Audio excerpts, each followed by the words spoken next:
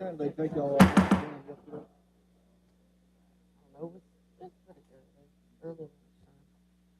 This is the regular meeting of the Mobile City Council, Tuesday, November 1st. Please stand for our invocation led by Pastor Jennifer Pugh, Outbreak Christian Ministries, and remain standing for the Pledge of Allegiance.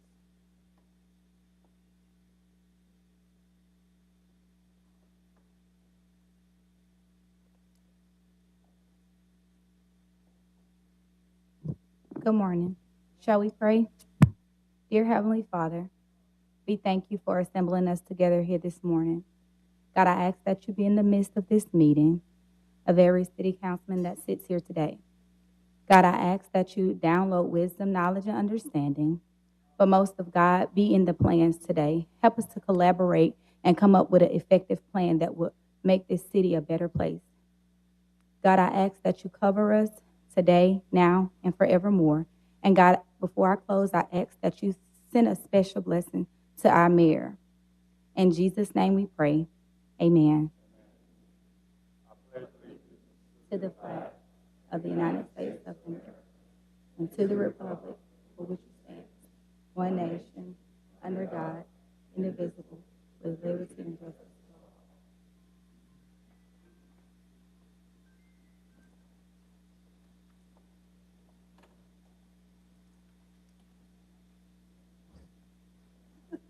Roll call, President Small. Here. Vice President Gregory. Here. Councilmember Penn. Here. Councilmember Carroll. Here. Councilmember Reynolds. Here. Councilmember Daves. Here. Councilmember Jones. Here. Statement of rules. And good morning, everyone. Morning. It's good to see everybody at our November 1st, 2022 meeting. At this meeting, we do have rules. At this time, I ask if anyone has any type of electronic device, please at this time put it on the off or the vibrate position, Any person that is desiring to address the council must sign in indicating the resolution, the ordinance, appeal, or public hearing agenda item before entering the meeting. When addressing the council, the speaker must state his or her name and address. Any person desiring to speak to the council on a non-agenda item must sign in to the city clerk's office Thursday prior to that council meeting by 2:00 p.m. The subject that he or she wishes to express to the council must be identified to the City of Mobile business. And a person who has not given proper notice to the city clerk's office and wishes to speak on a non-agenda item would not be allowed to do so. The speaker is allowed 3 minutes to address the council. A bell will sound to indicate the end of 2 minutes. 1 minute remains for summarizing. The second bell means that your time has expired. When addressing the council, there's to be no personal address to any individual council members. All statements are to be made to the chair, who will recognize any council member who wishes to respond. To maintain decorum, there will be no undue applause and a public outcry allowed. Madam City Clerk. Approval of minutes of October 25th. So move. Been properly moved and second in the discussion. All in favor? Aye. All opposed? Minutes approved. Communications from the mayor. Good morning. Warning. Appreciate everyone being here today. I want to first commend men and women of the Mobile Police and Fire Department for their quick and professional response yesterday. Probably many of you observed it on TV, at least parts of it. Now, I would say this, and I think it was evidenced by what was going on the TV, that they took every conceivable action to protect the public, our officers, and the armed man himself. Also want to thank Dr. Cynthia Gibson from Alta Point for her professionalism and assistance in a very long and difficult situation. Unfortunately, despite MPD's best efforts and the doctor's best efforts, this situation ended with the armed man turning his weapon on himself. And I also like to thank the emergency medical technicians on the scene from the Mobile Fire Rescue Department and Dr. Edward Otts, our police surgeon from the Mobile Infirmary, who was also on the scene and began administering critical care to the subject within seconds. While no one wanted to see the situation end as it did, we are grateful that that no one else was harmed, because in that line of work of being first responders, you never know what may happen, but it's because of the training, the professionalism, and the leadership that we have in MPD and Mobile Fire Rescue, on the grace of God that it turned out as it did. So thank you to all of those that were involved. One other thing I'd like to bring to your attention, and we mentioned it recently, but you will see all across the state of Alabama, not just the governor, but the mayors of the 10 largest cities and some smaller cities start talking about a NISE law, which is it's the amendment number 1 on the ballot for next Tuesday's election. My encouragement is for you to vote yes on Amendment 1, which has to do with changing the Alabama State Constitution. This is an effort that's been ongoing for several years, and what it does is it allows our judges the opportunity to not grant bail to those individuals that they know are extremely violent, and there's a high probability or likelihood that they will reoffend. So please vote yes on Amendment number 1. At this time, I have 2 proclamations, and I'm actually going to come to the podium to deliver them. But first, I would like to do the Military, Family, and Veterans Appreciation Month so that they can join me at the podium.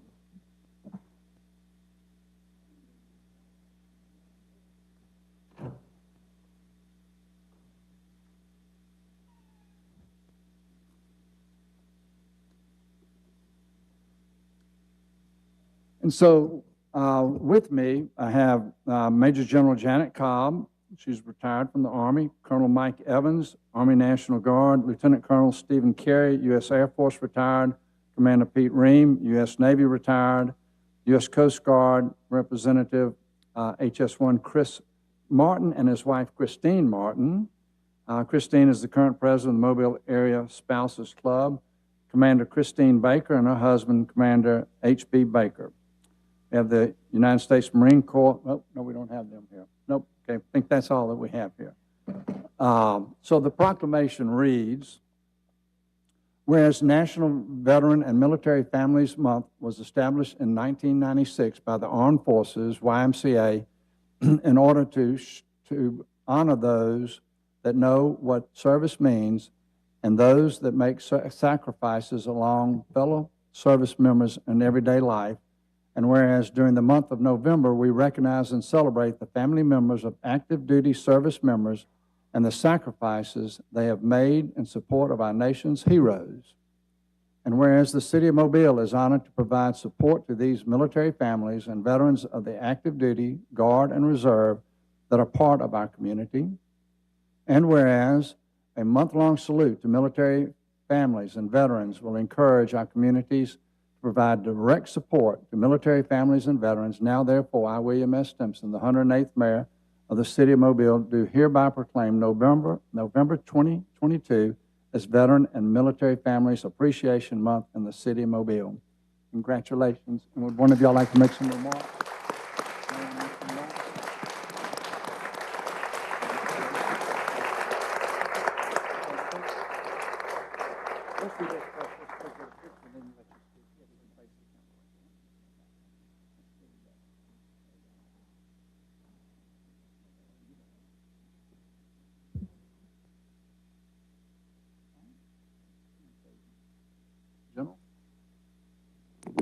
Just briefly, I left my uniform in the closet today. I'm here representing military families. My dad was a World War II Navy sailor, and I grew up in a Coast Guard household, so I'm a Coast Guard brat. Families are there when the military personnel go, whether it's for daily duty or whether it's deployment or in active combat. So we thank you for this recognition on behalf of military personnel as veterans and military families. Thank you so much, Council. Yeah, thank you so much. Thank you all. Mr. President, Mr. Daves. I would just like to thank all of you for your service and for the service of your families, and Mayor Stimson for declaring this month a Military Families Month. Our country is rightfully grateful to all those who serve in uniform. But I think it's important that we remember the families. Those who are actually wear the uniform are often away from their families for extended periods of time, and it puts a lot of the decision to wear the uniform is a decision that has to be the families, because everybody is going to be in it together. Everyone is going to have shared sacrifice together. Everyone is going to have the uncertainty that goes with military service together. So it's very, very important we recognize the families, and I commend Mayor Stimps and all of y'all for making this month Military Families Month. Thank you so much.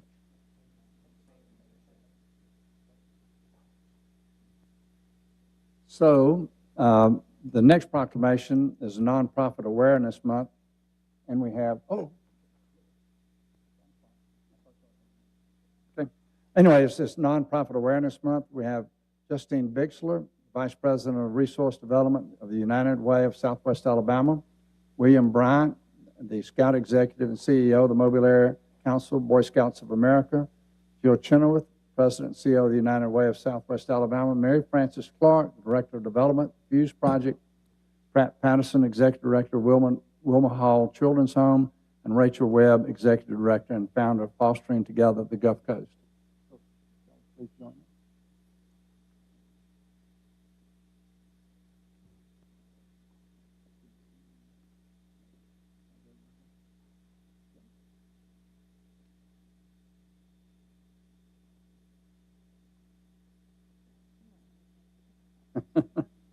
Okay, and the proclamation reads, whereas nonprofit organizations are formed to help improve the quality of life for individuals and the community, and whereas these organizations impact every facet of life by contributing to the substantial needs and services of the general public, the South Alabama Coalition of Nonprofits is a local group of nonprofit organizations who represent organizations of a common purpose and goal.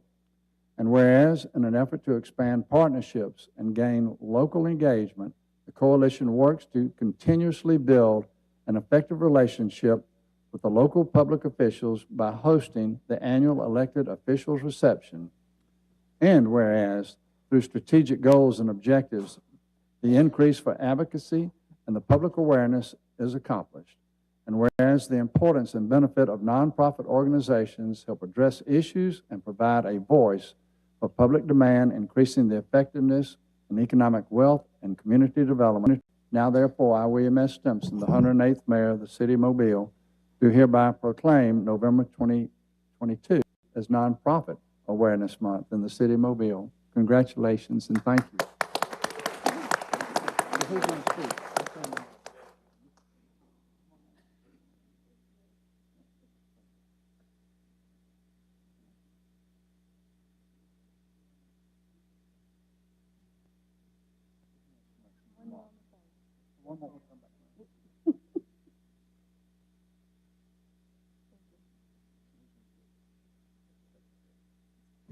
Jill Chenoweth, President and CEO of the United Way of Southwest Alabama and co-founder of the South Alabama Coalition of Nonprofits.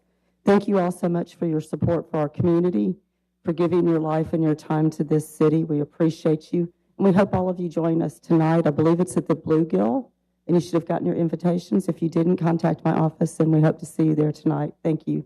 Thank you. Yeah, thank you all. Mr. President, Mr. Penn. I also want to tell the nonprofits, organizations, thank you so much for your service. Of course, my full-time job is involved in nonprofits. I believe we have some other nonprofits that I see. Can y'all stand, please, that be recognized? Anybody else nonprofit? Let's give them a big hand. Thank y'all so much. Thank you for giving back to our community, serving our community, and volunteering, and just all your service. We really commend you. Thank you again. Thank you, Mr. President. Madam Clerk. Adoption of the agenda. So moved.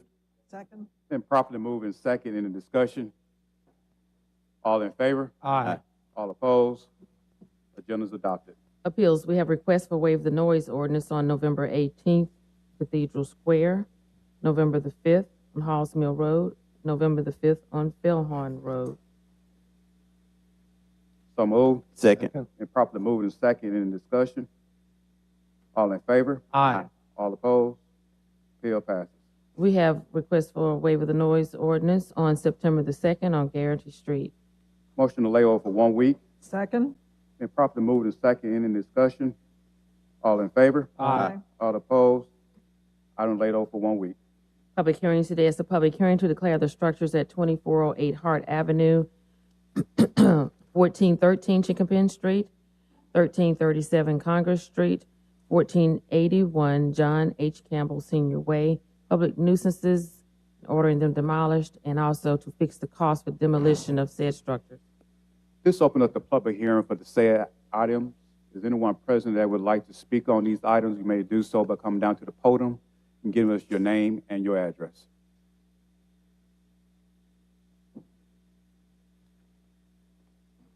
How you doing? Russell Tatum for 2408 Hart Street.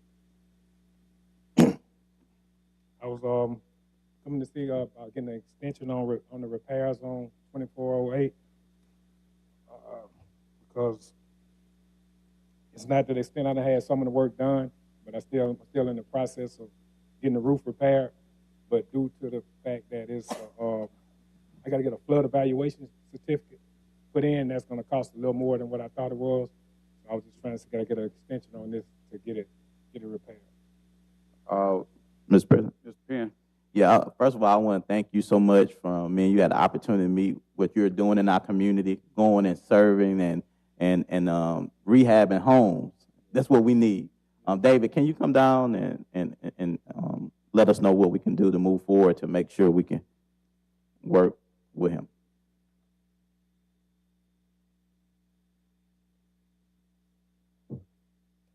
Yes, sir. And wait, I had a chance to speak with the gentleman here, the property owner, just a moment ago, and he's expressed that he has started cleaning up the property, but he still needs to get his building permit for repairs, and he's got some additional information due to the flood zone requirements to get that done.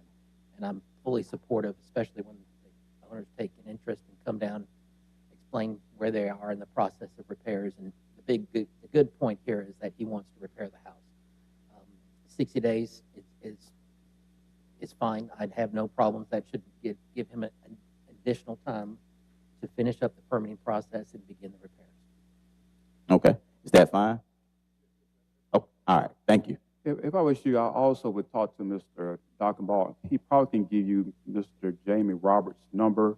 I believe the city has some programs where they help, what's the word I'm looking for? Grant opportunities for people that's rehabbing homes and everything in the community. And you probably want to, ask Mr. Dockenball for Mr. Jamie Roberts' number in the department, so you can see if you qualify for those grants and stuff. Yes. On that, I've been putting in applications for the grant money to repair homes for the last 2 years, but there's been no money in the city to be able to give that every time. So I'm doing it really on my own because the city don't have money for that. And then the thing about it, when I talked to Mr. Penn, he was like, the situation what I'm doing, I'm buying a lot of dilapidated homes in my area and trying to refurbish them and fix them up. So they kind of consider me as a developer now instead of a homeowner because of the amount of properties that I have. I guess my title changed or whatever. The city probably did not have it, but they do now. They do. So now. There's opportunities now. So do I have to reapply because I didn't? Yes, sir. Okay. Yes. After you just talk to Mr. David Dockenbach and ask him for Mr. Jamie Roberts' number. All right, thank you. All right, thank you. Is anyone else present that would like to speak on these said properties? Anyone else present? If not, these public hearings are closed. Public hearing to consider approval of a certificate of public convenience and necessity to tram the town to operate a tram service. Is anyone present that would like to speak on this particular public hearing? If so, you may come down to the podium by giving us your name and your address. Anyone present? If not, this public hearing is closed. Presentation of petitions and other communications to the council. Don Foster.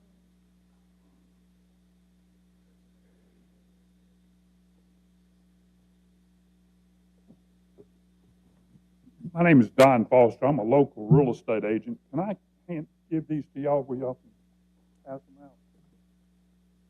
I only have about 15 of them. My problem, being in the real estate business, I have people all the time come into town and they ride around with us looking at houses, and they see the trash and the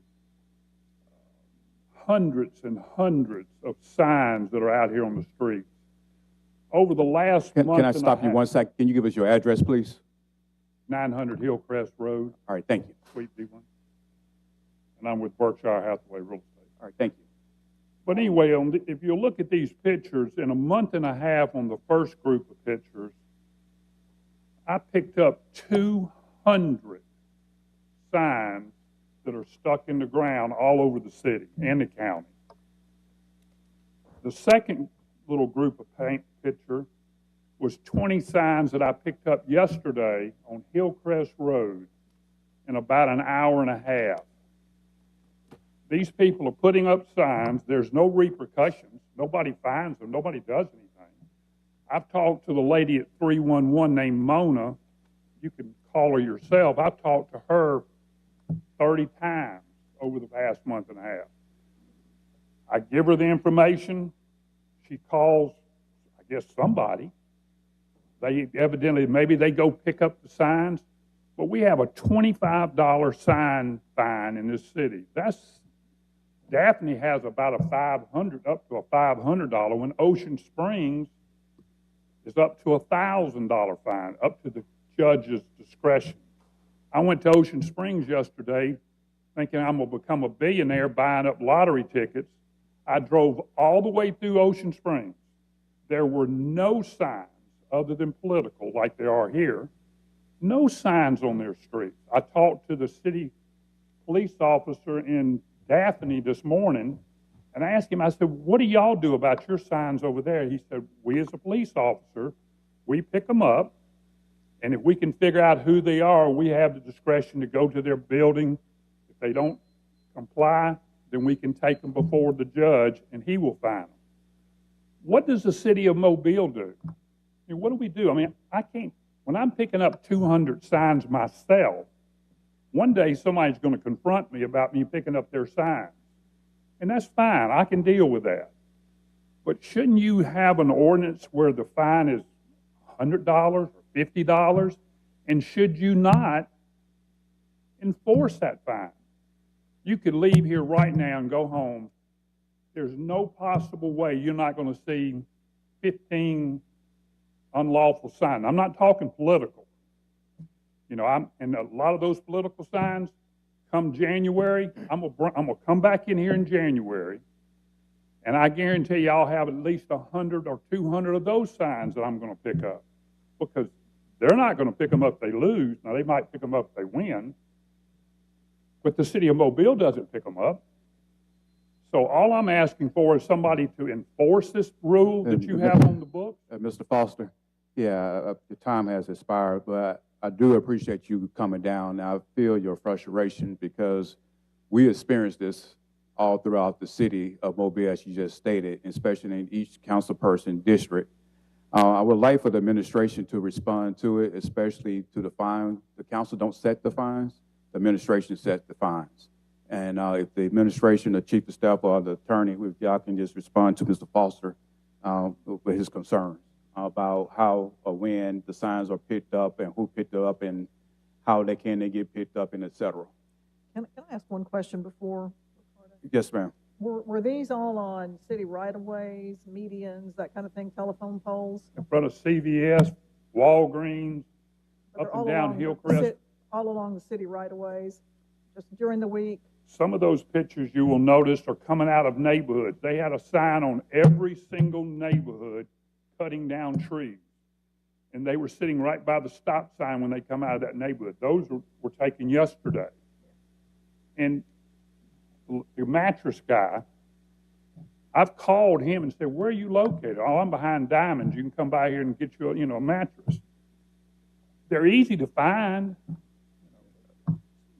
But yes, they were in city right-of-ways. Yeah, I was just asking to make sure that they were on city right-of-ways, telephone poles, those kinds of places. That's where you're picking them up, right? Right. So, two things. One, and thank you, Mr. President. Mr. President, so the ordinance could be changed to increase the amount of the fine, but as far as enforcement, it's twofold. It's one, dealing with municipal enforcement, and two, dealing with cutting the right-of-ways, our people pick them up. And that's typically what happens, but they are far outnumbering the amount of manpower and womanpower that we have to go pick them up. So considering increasing the fine might be an effective way to make sure that we don't have a proliferation of signs in the right-of-way. Mr. Davis? I think the council took this up 8 years ago, early in my first term. And we spent a lot of time looking at these signs. We had to deal with Realtors Association. They wanted to be able to put their signs out at certain times. And we had the political signs. But what I'm going to say next, I don't want anyone at that table to take as criticism. But the problem has been there's no enforcement. And I don't see raising the fine. I don't see that. I'm happy to raise the fine. I'd raise the fine to $1,000 if we were going to get better enforcement. But there's no sense raising the fine unless we're going to have a commitment to have better enforcement. And that's up to the administration. And there are enforcement challenges, Mr. Foster. I mean, a lot of these signs are put up by nameless organizations that don't do business in the city, and it's got to go, I think, to the municipal court to levy the fine, and you can't get service on them. There are some real significant enforcement challenges aside from having the people to do it. But I certainly would like us to do a better job because, as Mr. Foster points out, there's really nothing happening to these people now. And we've seen this proliferation of these signs that are in the right of way.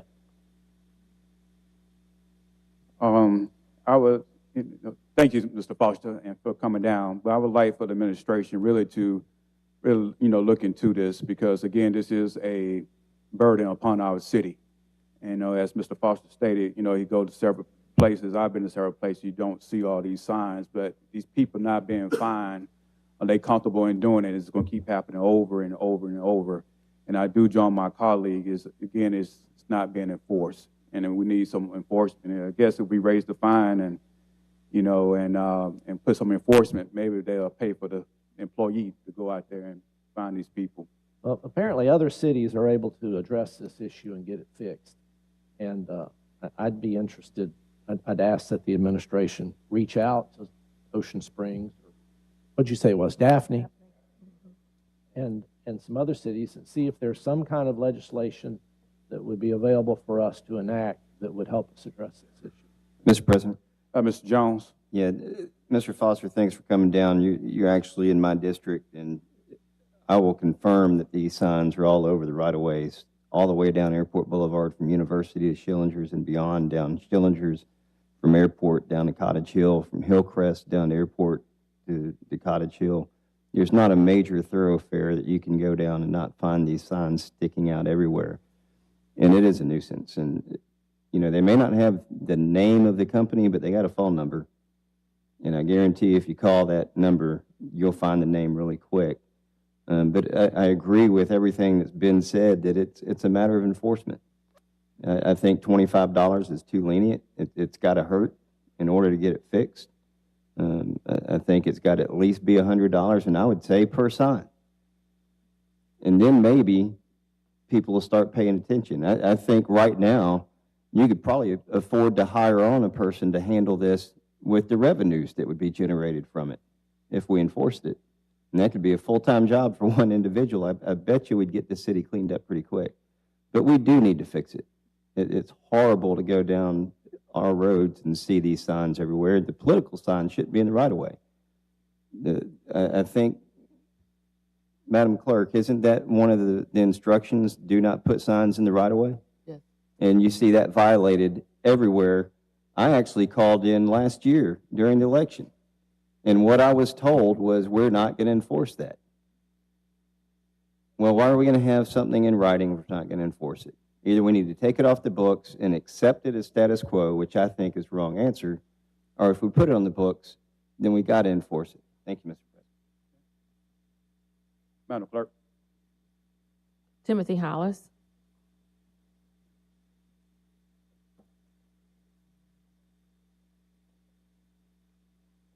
Good morning, Timothy Hollis, 1924 Seal Street, Mobile, Alabama, District 1.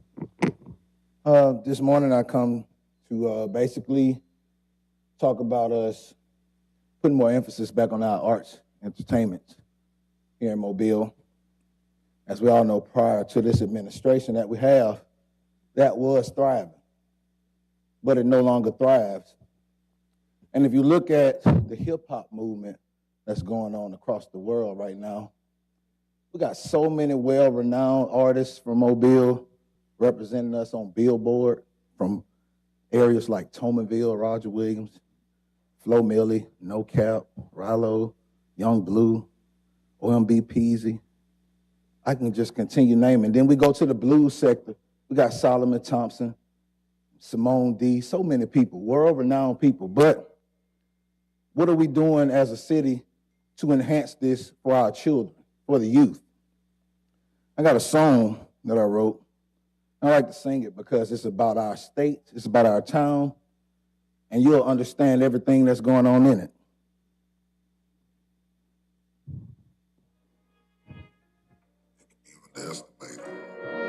It's a real life struggle. I'm about to tell you about this ish. I got to be myself, can't be nobody else. My family raised me right, the streets turn me left. And I'm from Alabama where it gets hard as hell. You try to stand for something, they'll hit you with them shells. I got to be myself, can't be nobody else. My family raised me right, the streets turn me left. And I'm from Alabama where it gets hard as hell. You try to stand for something, they'll hit you with them shells. I got to be myself, can't be nobody else. My family raised me right, the streets turn me left. Well, I'm from Alabama where it gets hardest. You try to stand for something, they'll hit you with them shells. Don't matter if you wear square toes or a dicky suit. Please believe somebody gonna be after you. I ain't telling you what I heard, I'm telling you what I know. I'm from the land of Jim Crow, Mission Impossible. You do what you gotta do to make it out this.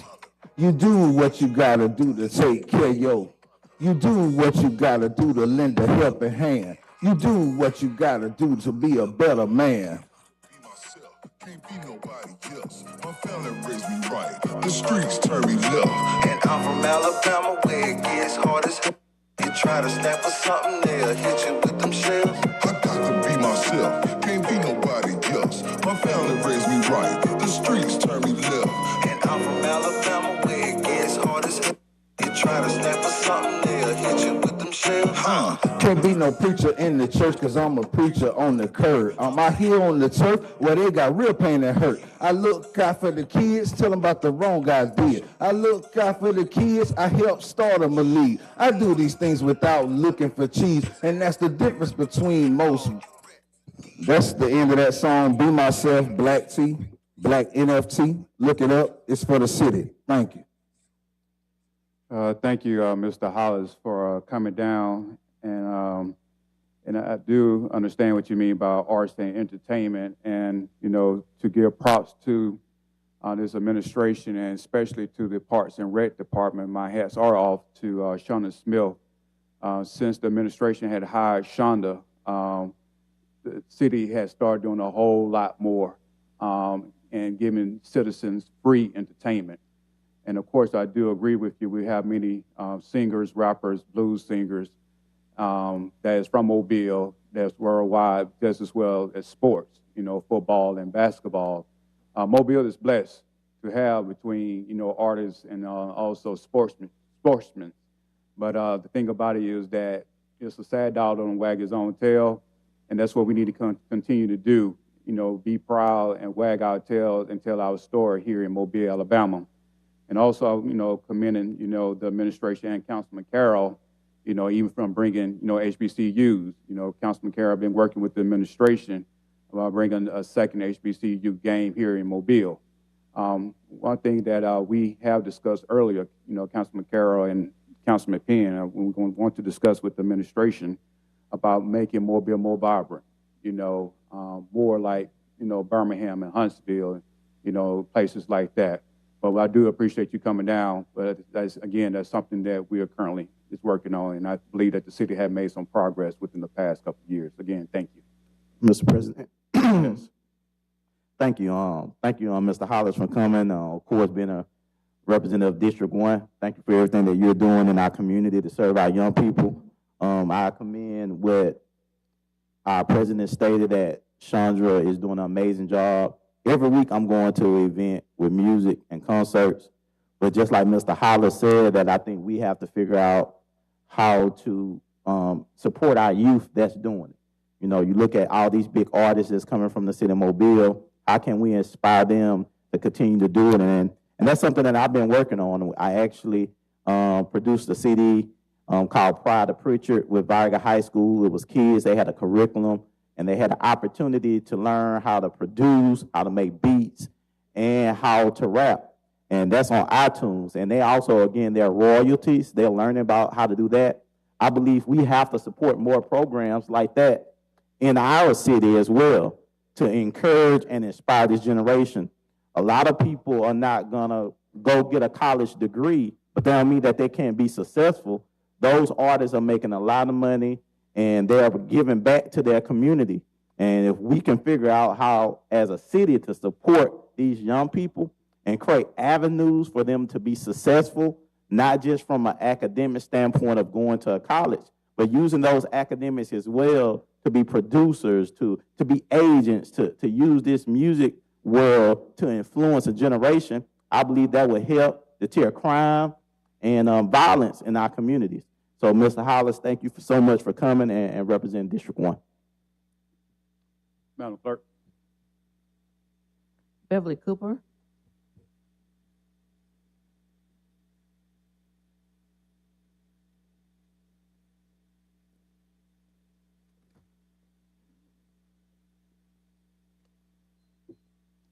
Good morning.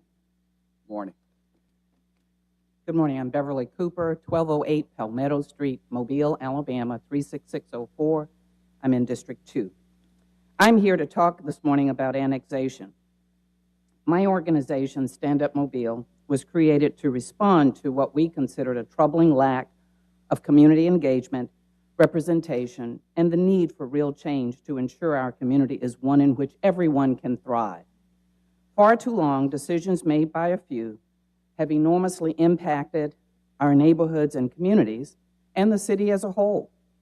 This is why we do the work we do, and why we're now urging the release of the current annexation proposal, as well as the information about any communities that have already petitioned to join the city.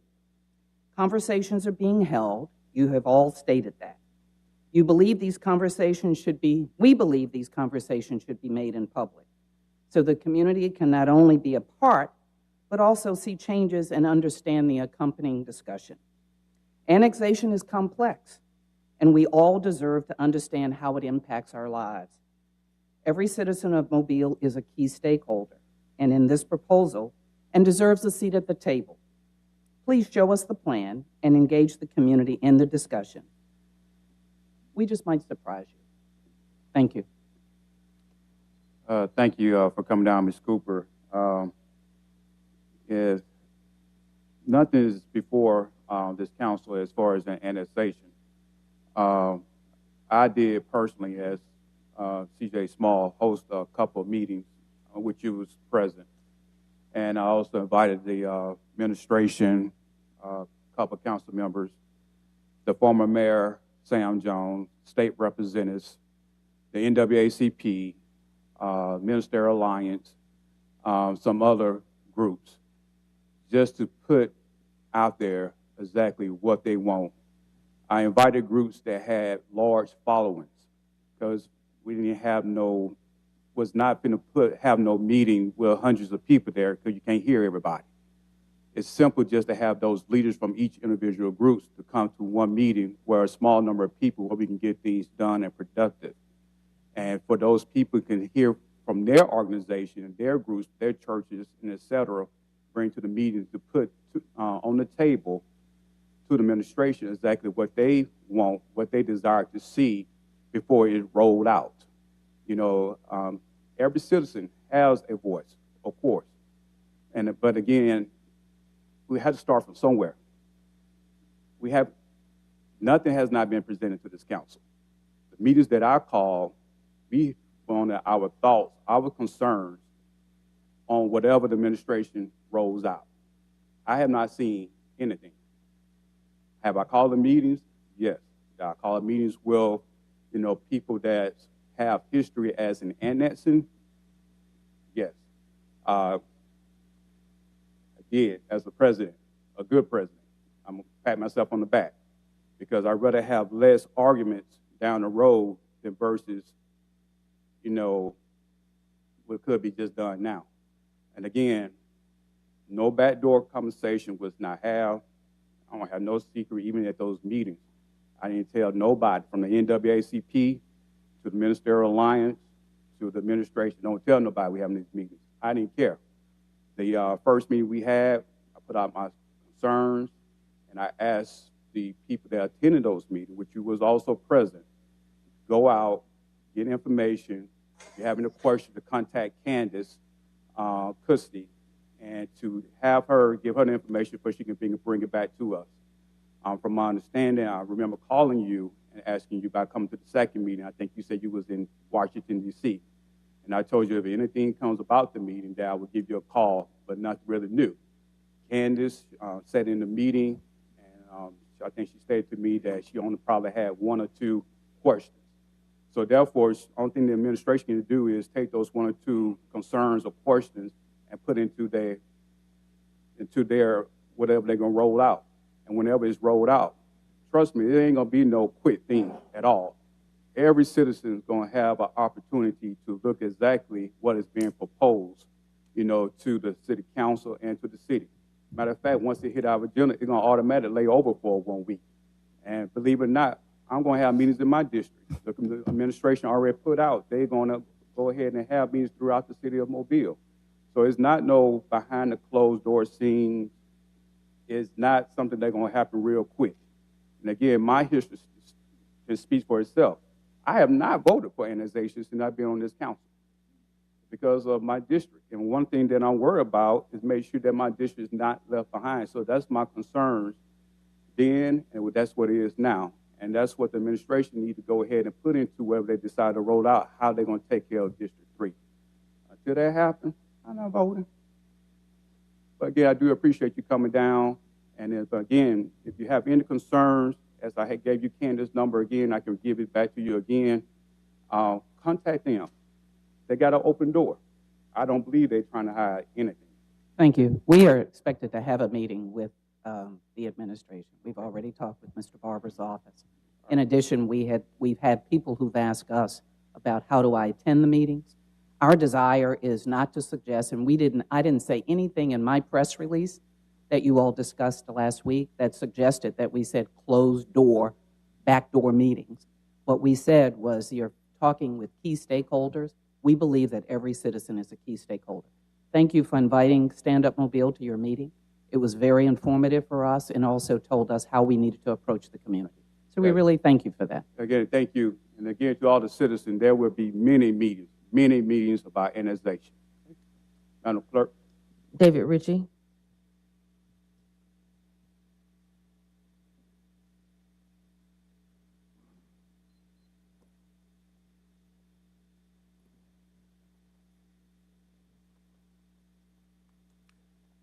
David Ritchie,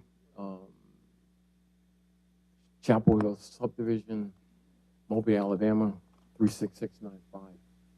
And I want to speak to the council and the administration on annexation.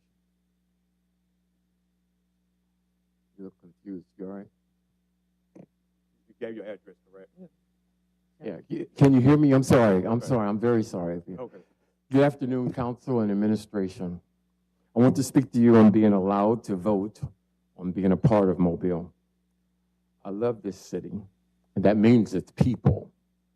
When I hear reasons for refuting annexation that centers around quotas of ethnicities and taking away monies from one part of the city at the expense of adding new people and boundaries, it sounds so apples, oranges type thing in my ears and my reasoning.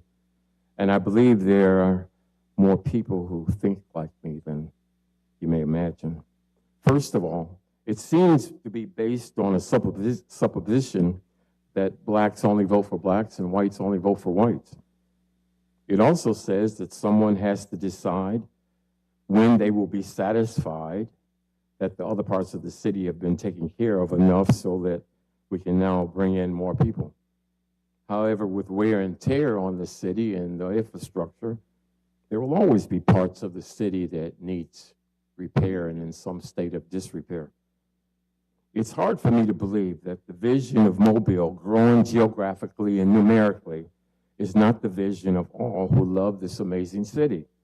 If not, we have multiple visions, which is division. It would be my prayer that we as a people would capture the vision of growing the city geographically and numerically. Geographically, so that we would have the areas for future and current expansion for new homes and businesses that would in turn be a blessing to the city with new jobs and increased revenue. Numerically, because we are Americans, a melting pot of different views, dreams, goals, and relationships. As Americans, we're proud that we do not have to be bound by past dogmas that forbid us from crossing the proverbial tracks to befriend and or vote for someone who looks differently than we do. I ask our council that we not be afraid to grasp our future together for fear of losing the vote of someone who is holding on to the past. Thank you for your time. Thank you, Mr. Richard, for coming down. And I can just speak for myself. You know, many people that I represent, and many could be just two, lost hope in the city because the city has not really, they believe that the city has not really invested it back into their neighborhoods or invest into their neighborhoods between infrastructure to even picking up trash. You know, a couple of years ago, the city had an issue of trash being picked up.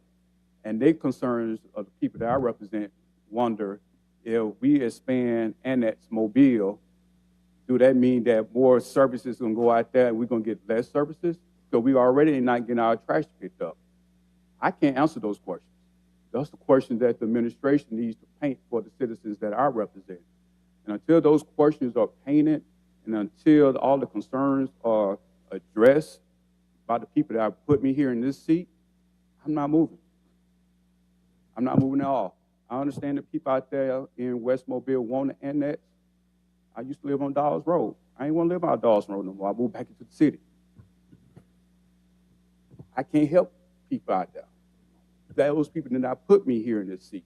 I represent those people in District 3 that put me here in this seat. And again, it's not about no black or white thing in my book, because I had blacks to vote for me, had whites to vote for me. I got black friends, I got white friends, got other friends. But again, I have to represent the people, and I have to listen and bring their concerns to the table. And that's the reason why I'm here. And their concerns are we going to get left behind? Are we not going to advance to the next level, make our neighborhood look like West Mobile? Many times, you know, and I can probably speak for Councilman Carroll because we butt next to next, but we get criticized for everything going on in West Mobile already. And we keep on doing the same thing and not putting enough back into our communities, and we expand Mobile more west, that means we'll get criticized more and more and more. But again, we need to show the citizens, I need to show the citizens of District 3 exactly what's the plan is going to be and what's going to be for them, and show them that the city is working to make their neighborhoods better. And again, it's not about no black and white thing in CJ at all. Mr. President. You're addressing me. Can I talk? Mr. Reverend Richards can't comment. I can't comment no, sir. on your addressing. You can have a seat, but you cannot comment back. Can I have a seat? Yes, sir. Okay. Mr. Carroll and Mr. Penn. I'll wait up, Corey. Mr. Penn. Thank you, sir. Thank you, Mr. Reverend Richards. What happened? Thank you, Mr. President. I think, we hearing a lot of issues regarding annexation. I actually got a phone call that was pretty disturbing. Young lady called me, asked me why I'm against annexation. And I said, whoever said I was against? I said, I never said I was against, but I believe we have to address the problems and what we see. And if we want to move forward to annexation, we need to have a plan. You cannot deny that certain communities look different than other communities. You can't deny that. You can't deny that when I enter a room, and it's just fact, and my colleagues know how I feel. They know I fight for Gina. I really will. I pull up. Gina called me, let's pull up, Gina. I'll be there to support Gina. People know that I don't play by people who I love. But you cannot deny that when I enter a room, it's not a lot of black people in that room when we talk about major decisions in the city of Mobile. You can't deny that. So you have to address the problem. And if we're going to move and expand, we need to have a plan in place to say, how are we going to address the problem in District 1? I'm just going to deal with Tomerville. I'm dealing with Midtown. I'm dealing with, and that's not just black and white. You take Midtown, that is an older area of the city, and they're having drainage issues, and that's a majority white area, right? And I represent them. And they are tired of having these drainage issues. So what can I do? Let's create a plan to show how this can work. And I asked the young lady this, because I was just, no, it wasn't a young lady. It was a young lady and a male that called me as well. And I asked the gentleman this, and I asked him, I said, well, so you support annexation? He said, yes. I said, what do you want me to do? He said, I want you to support it too. So the first thing I asked him, I said, have you seen the plan? He told me yes. I said, what a plan at? He said, it's on the website. I said, pull the website up, because I want to know what me and you talking about. Let's talk about the same plan. It's no plan on the website. But he said it was a plan on the website. So this is what I'm asking everybody. How can you support something that you haven't seen? How can you go against something that you haven't seen? How can you support something you haven't seen? How can you go against something you haven't seen? If you don't see a plan in place, how can you ask me, do I support something when I haven't seen it? Until we get all the stakeholders come together, put a plan in place. That's what we're doing. That's why we have a great president, Councilman Small. That's what he's doing. Then we look at the plan and we say, guys, what can we do to move our city forward? Do we need to add something? Do we need to take something away? But I think what we're doing is we are creating division. We are creating division when you say, I'm fully against, and I don't care about what. Oh, so you telling me right now, if District 1 able to get this, and this happened, and that happened, you want to support it? You ain't seen nothing yet. Or you for it, and then you don't care if the communities get nothing. I just want to be in the city. Not saying that's your case, Reverend Rich. But what I'm saying is we need to seek something. I can't be for something. I can't be against nothing if I haven't seen this is what we're submitting to the council. Until we see that, then guess what? We can't make decisions. And just my opinion, no one should make a decision on something you haven't seen. Who will sign a blank contract and then tell you to come back and fill the contract after you sign it? Sign this contract, and then I'm going to add whatever I want to after you finish. I'm not signing it. So we have to get to a place where we're moving forward together. I keep saying that. Mobile has a great opportunity. I think we showed that with redistricting. I think we showed that. We went and had meetings all around. We listened to people. I think we showed that. Now we have to do the same thing. But the only way for us to grow guys together is to do it together. That's the only way. I want the best for my city. I want the best for District 1. I said that when I ran. I live in District 1. I work in District 1. I serve in District 1. I go to church in District 1. I got to see these people's faces. And when I see their faces, I want to make sure that we're doing something to make District 1 better, as well as the city of Mobile. Thank you, Mr. President. Mr. Carroll. I really don't need to say very much more, but I will say this. In the black community, the elephant in the room is that it's a fear of dilution. It's the fear of the small majority that the black community holds in a voting population of 3% will dilute. And it will take away what perceives to be an opportunity for advanced leadership for the next decade if it were to stay the same. It's a fear that if we increase the numbers, then all of our chances will go away if we aren't allowed or afforded ourselves to maintain the voting age majority of the overall population of the city. And that's a fact. That is what I continue to hear. I'm concerned about it, to be honest. I would like the next 2 decades to have an opportunity for minorities to continue to have a voice that we haven't had. Here we are with an opportunity that is as complicated and as morally challenging as any opportunity that we've probably been faced with.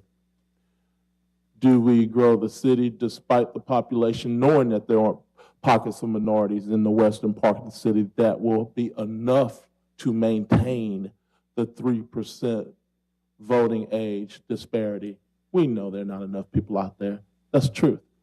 Now, do we grow the city in a way that it is advantageous to the city, to where the city prospers and grows, to where we can do some of the things that we want to do? That's the question. I'm faced with challenges every day in District 2. I've got a landfill on Hickory Street that I keep hearing the administration say it's going to take $30 million to fix. But yet I'm facing proposals and estimates and charrettes on a master plan for the Civic Center that I heard $68 million and $200 million when you consider a parking lot that we have to grow.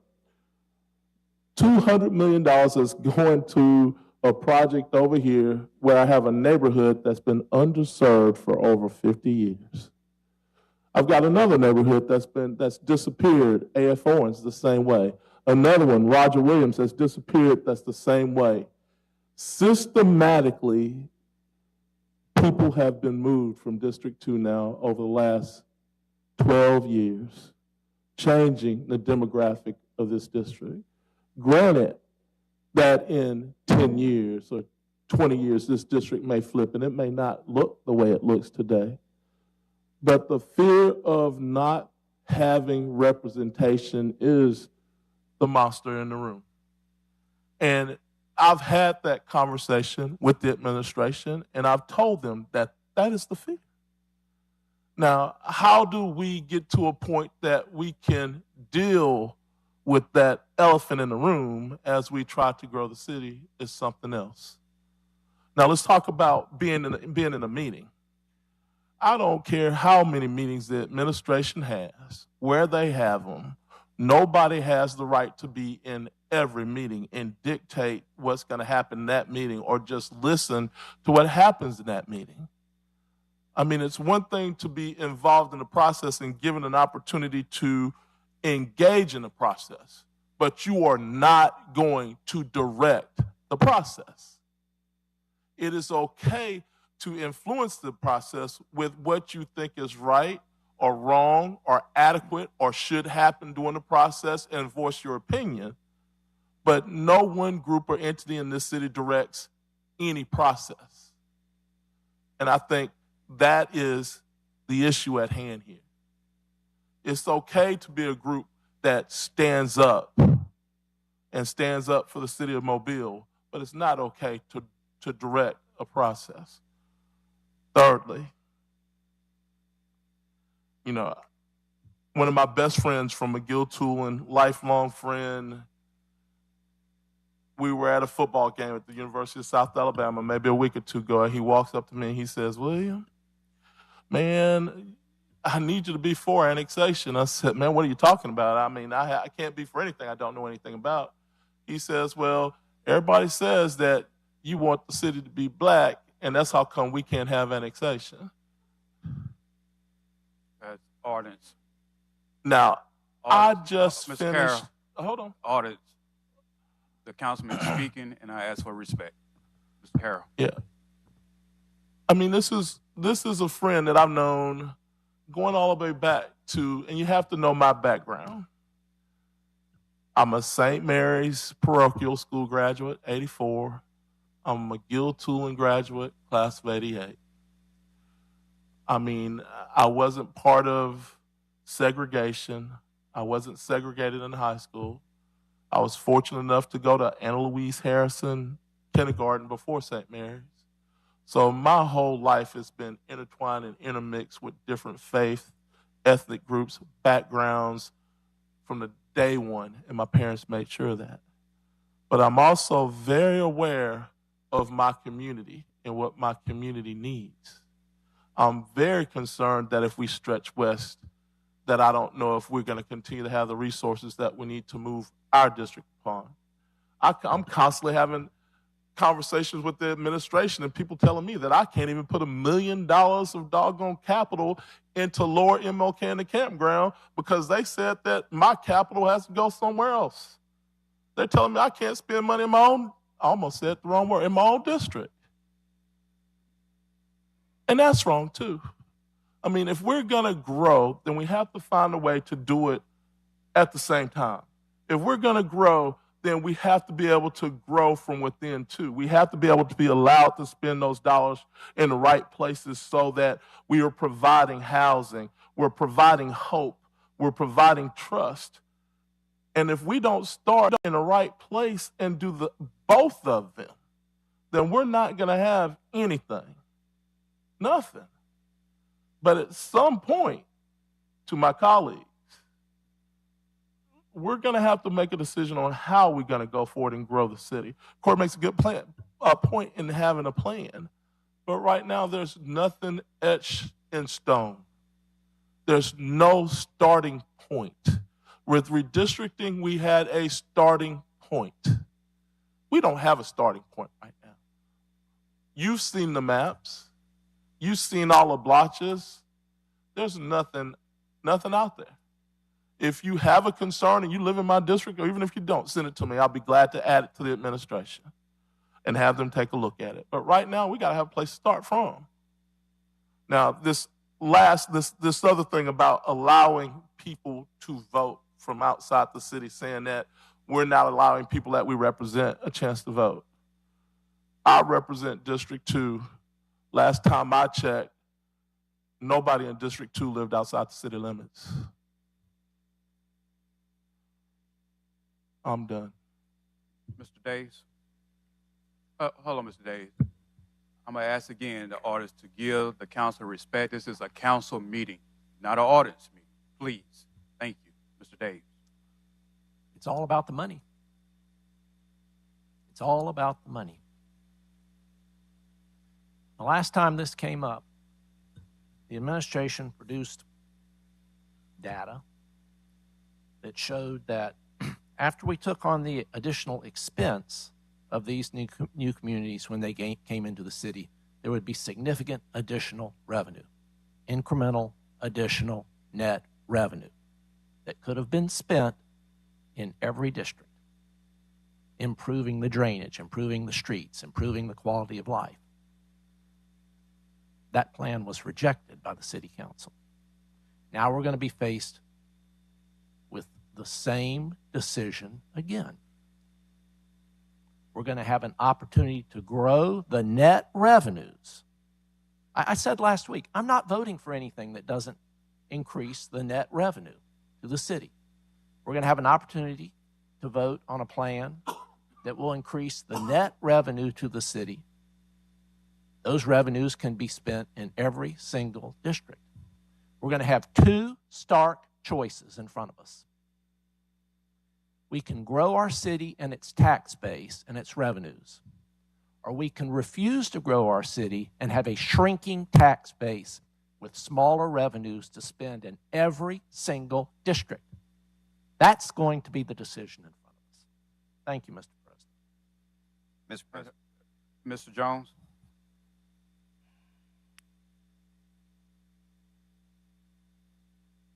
When we did redistricting, there was a plan that was etched in the administration's office that was about 80% complete before it ever hit this desk. Today, there's an annexation plan that's about 80% complete that everybody sitting here has seen and had an opportunity to provide feedback into. To say that there's not a starting point is not accurate. And I would tell you the plan that we've seen is probably 80 to 90% accurate because it has to be. Because you can't change things that much, just like I said last week, legally. There's not a whole lot we can do to what's there to keep the same demographic makeup that exists today. By law. We cannot change the demographics that exist. We cannot make this a majority white city. And that's what I said last week, and that's what I'll continue to say. If you are on Airport Boulevard or Spring Hill Avenue around McGregor or University and you're driving downtown, you see the bay over the buildings. Because the elevation in my district is a heck of a lot higher than it is where we sit today. So when you talk about flooding, of course it takes more dollars to deal with that, but you live at elevation of 0. You're never going to fix the drainage problems in downtown Mobile.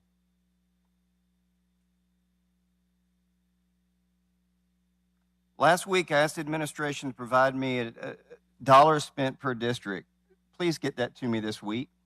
I'm sick and tired of hearing how much money goes into West Mobile, and West Mobile is taken care of where this area is not. The facts are not there to support that. Follow the money.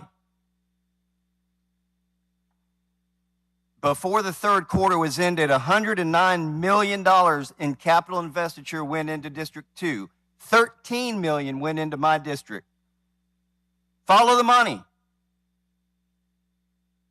Let's not talk opinion. Let's talk facts. And the facts are the neighborhoods, the 38 neighborhoods I have in District 6 are a heck of a lot newer. You go down to St. Louis Street, I believe it is, and you'll see a sign that says Mobile City Limits in the 1700s. Follow the history of this city, and you'll see why more money is required to be put down here. And I don't have a problem with that, because this was Mobile, and everything here is much older than it is in West Mobile. And the further out west you go into the county, the newer it is, which requires the less amount of money to maintain it and upkeep it.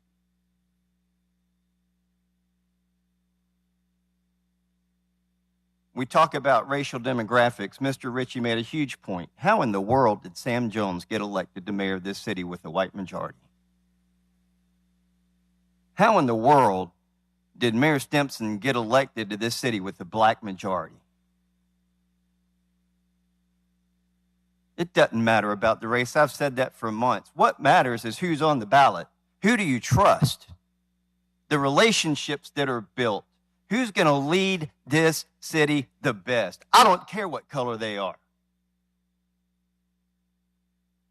I voted for black individuals in the last election. I'll vote for black individuals in this next election if they are the best qualified to lead me.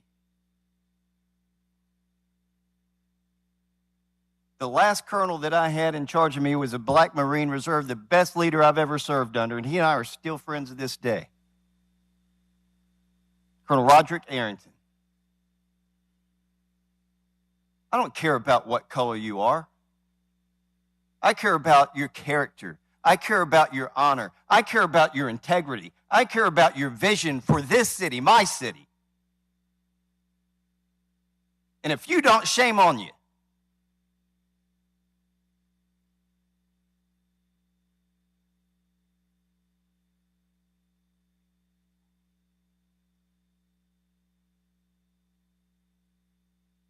I almost didn't run for this seat because of this very reason.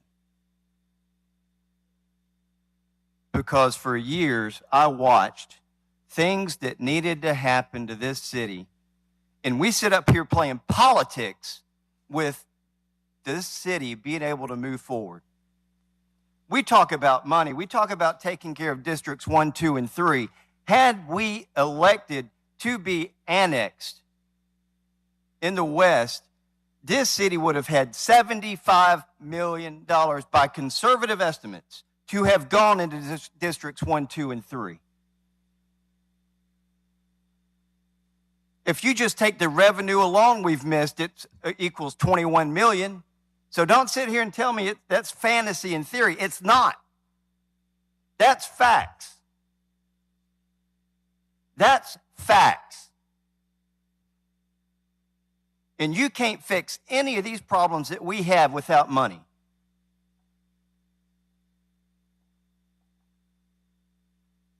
$200,000 takes us to a whole nother level.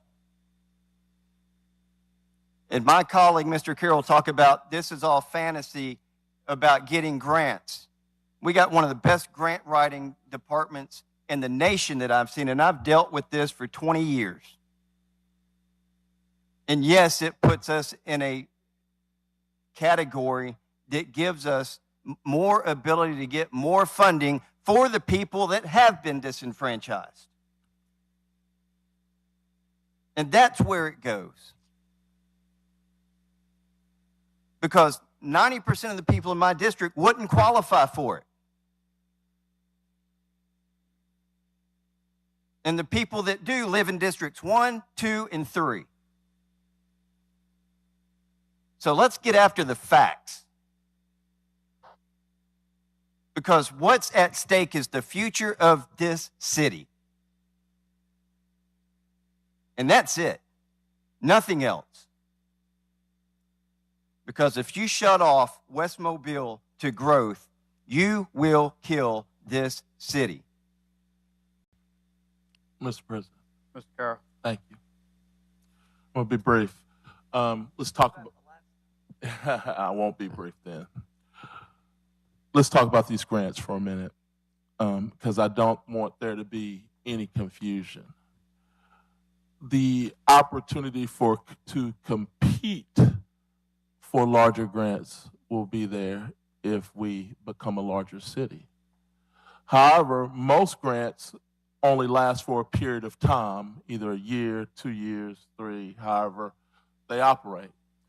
The problem with a grant is that a grant is not sustainable in the budgeting process of any city because it runs out. When it stops, either the current economy or the tax revenue has to replace the value of that grant or has to provide a revenue stream for the income for the people that were employed to facilitate that grant. So that grant in some way could endanger the budget of the city if we don't release the people that we hired or if we try to continue the services that grant started when it was awarded. So grants can't sustain us.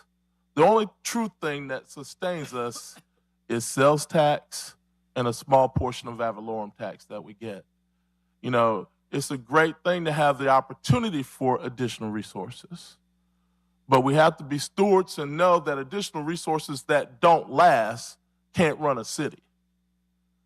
If we think like that, then we'll wind up with like several businesses along Wilson Avenue in the heart of a city that used to be a mall that's no longer there because that same process was used there.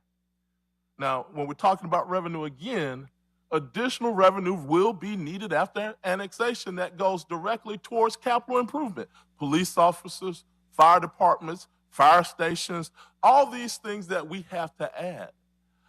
So let's not say that the lion's share of any additional resources are going to come to any one particular place, because in all actuality, it's not.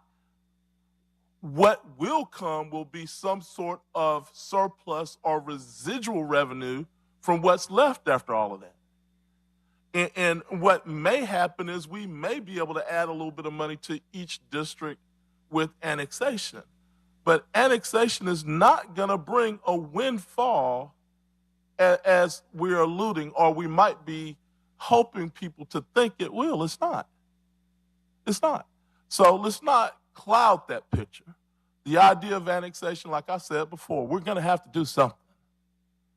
And we're going to have to do something within the next year or sooner. But let's be totally transparent with all the information that's out Mr. President. Mr. Jones.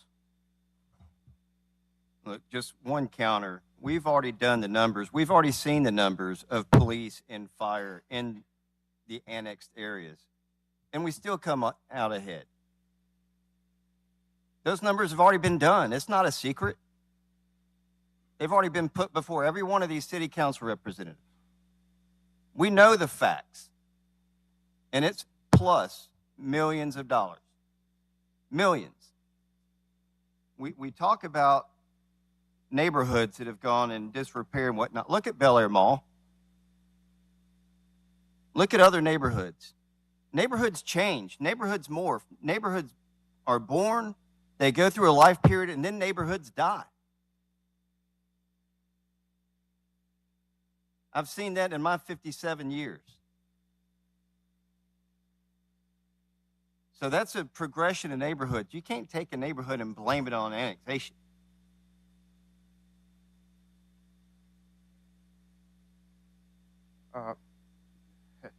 I respectfully agree and disagree with my colleagues in District 5, 2, and 6. It is all about the money, but it's also how you privatize the money. The city, in the last, term, was sitting on a good surplus.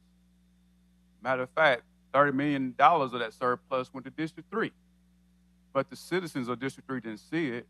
It was the airport. It went straight to the airport. So there were postcards that went out by me and Reverend Manzi about it could be more policemen, more firefighters, more stuff. If we go ahead and annex, and it's, back in the last term, the city was still on the surplus. We still on the surplus now. What have District 3 seen?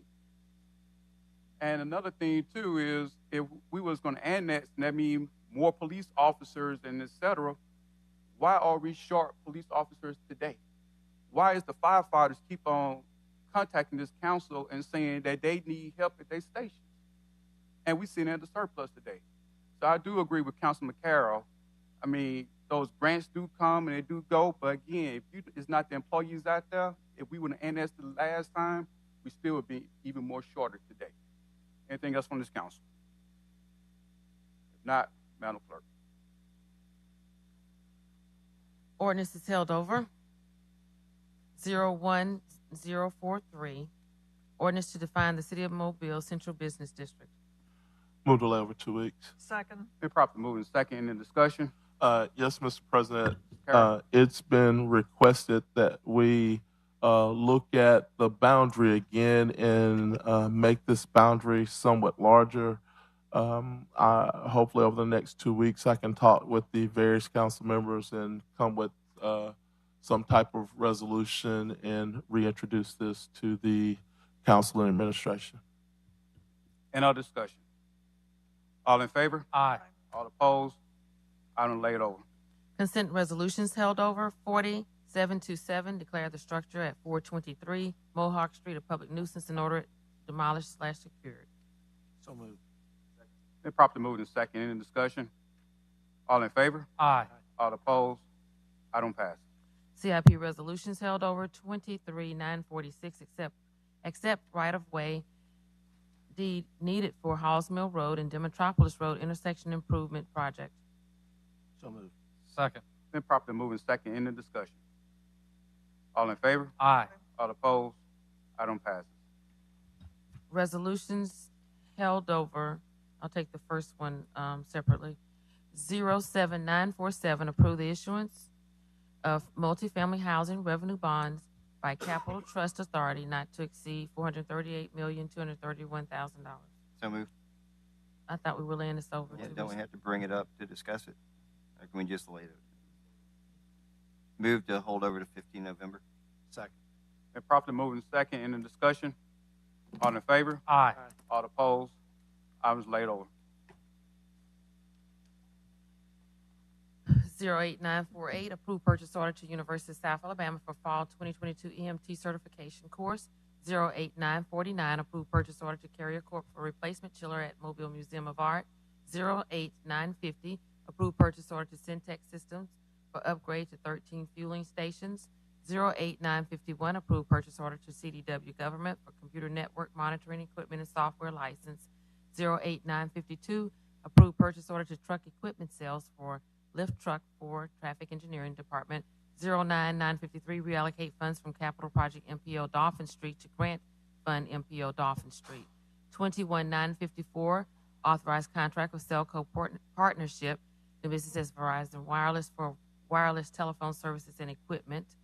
21955, authorized contract with RGLG, doing business as Service Master Services for janitorial services at various City of Mobile facilities.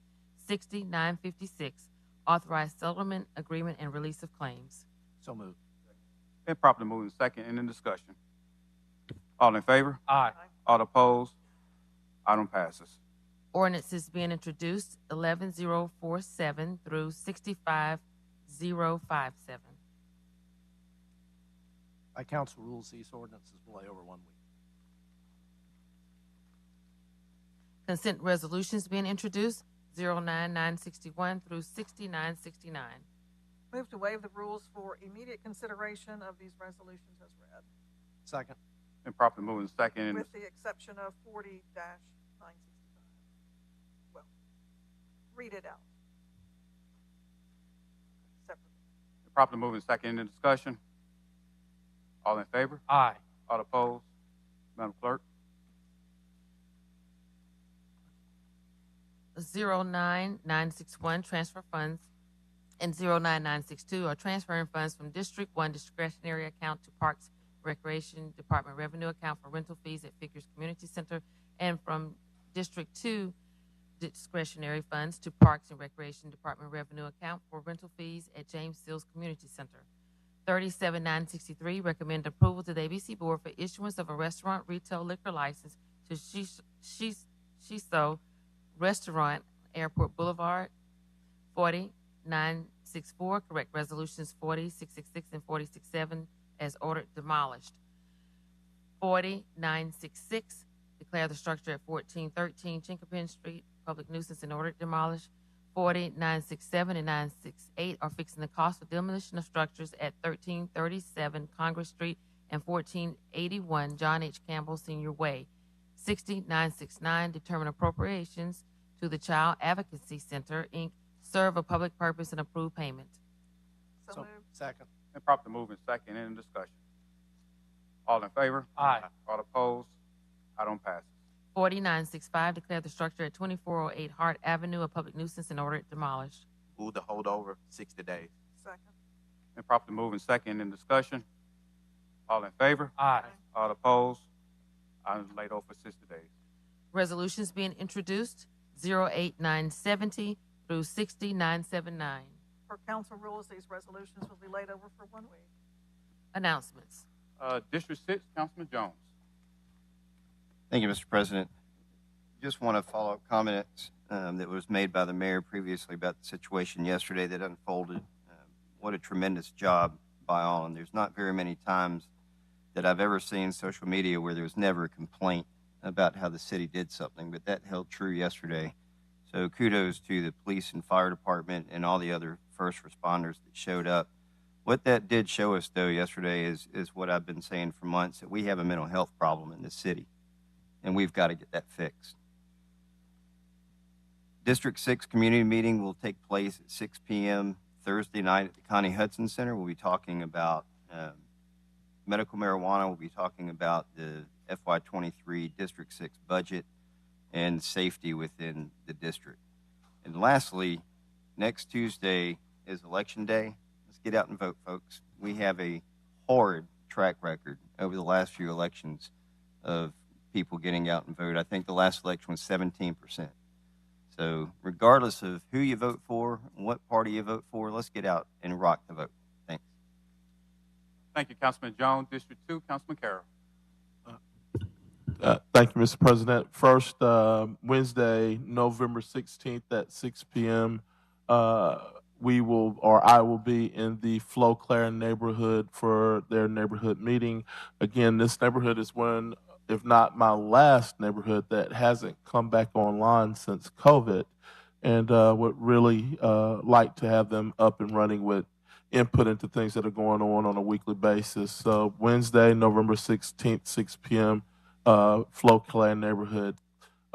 Secondly, coming to our city on November 12th is the Gulf Coast Challenge. It's an opportunity for our city here to look really, really good in the eyes of not just the city, but as of the nation. I've been told for sure that Amazon Prime will be carrying the Dion wagon live for all the time that he is here in the documentary that they're doing. So Mobile will be once again in the spotlight, not just for one day, but from the 10th all the way through. It's a very intense week for us that week. We've got Kevin Hart, the Osley brothers, Michael Bolton. We have so many things going on. The Art Walk Friday night, parade Saturday morning. We have a bikers rally, I mean pedal bikes too, on Saturday morning at 8 o'clock, doing the Crepe Myrtle Trail that starts from Greer's. So there's quite a bit going on in our city that weekend. I encourage everybody to get ready. Most of all, I encourage you to buy a ticket, come out to the game, enjoy the tailgating, and let's enjoy a great HBCU weekend. Thank you, Mr. President. Thank you, Mr. Carroll. District 5, Councilman Days. Days. District 4, Councilman Reynolds. No announcements. District 1, Councilman Penn. Thank you, Mr. President. I want to give a big shout out to UMS Wright. They're the 5A region champions in District 1. And shout out to Coach Terry Curtis, for, I think, tying the most wins in the state of Alabama. So we're doing a lot of great things. Thank you for everything that he's been doing and giving back to our kids and our youth for so many years. Also, this past week, I had an opportunity to attend Cat Showcase hosted by Bishop State. They had Grammy nominee Todd Delaney there. They did an awesome job, an awesome showcase. Kids get an opportunity to learn the production business. It was at the Innovator Portal. I had a great time. So shout out to Bishop State, everything that you're doing in our community to serve our students. And then again, we have Pennsgiving, November the 26th. We're going to have a great opportunity to enjoy the parade, as well as we're going to have free food right after the parade. So come. Also, we're asking everybody to come bring an unwrapped toy for the kids in the community. So we definitely appreciate if you participate in Pennsgiving on November the 26th. Thank you, Mr. President. Thank you, Mr. Penn. District 7, Vice President Gregory. Thank you, Mr. President. Several things going on in the district. I just want to make this reminder that the District 7 annual Christmas meeting will be December 5th at 6 o'clock p.m. at the Mobile Museum of Art. We do this every year. We bring gifts for the residents at Wilmer Hall. We'll be sending out postcards with those items listed that they are requesting. We also have the Forest Hill Elementary School chorus coming this year, so it will be a great opportunity for fellowship and also for recognizing our community action group and HOA presidents in the district. Something else coming up, let's see. Oh, so many on this list, I just want to make sure I don't forget. We mentioned the election coming up. We talked about Anaya's Law. Also want to bring to your attention the county's pay-as-you-go initiative is also on the ballot. It will be the very last thing on your ballot. It is called the special election. If you look for it on the ballot, it means millions of dollars to the city of Mobile. So just look for that on your ballot. It is the county's special county election. That's the way it's titled. It will be on your ballot, and it is the pay-as-you-go initiative that we all benefit from it throughout the county. And in the city, of course, it also means multiple millions of dollars for us.